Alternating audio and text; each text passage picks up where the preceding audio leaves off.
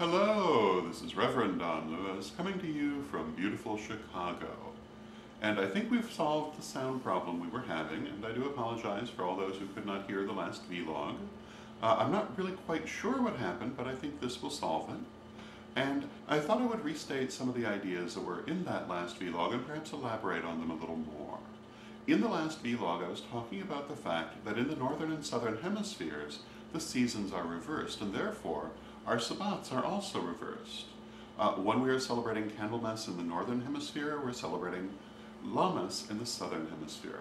When we're celebrating Ostara in the northern hemisphere, we're celebrating Mabon in the southern hemisphere. When we're celebrating Beltane in the northern hemisphere, we're celebrating Samhain in the southern hemisphere. And one of the things I've been trying to do in the last couple of years is to integrate this into my performance of ritual. I don't do it for every ritual, but I've done it for a number. And I'm thinking this really is going to become more and more of a thing.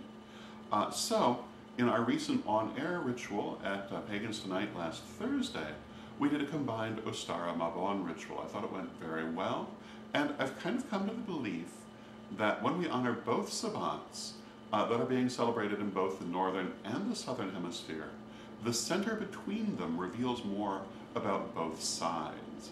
And this also speaks to my ideas about good and bad, etc. I tend to hold to the Aristotelian view of virtue, that virtue is always in the middle, never at the extreme.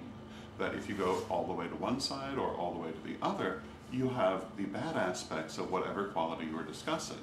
Only in the middle will you find the good. And I often tell people I don't believe in the idea of good versus evil.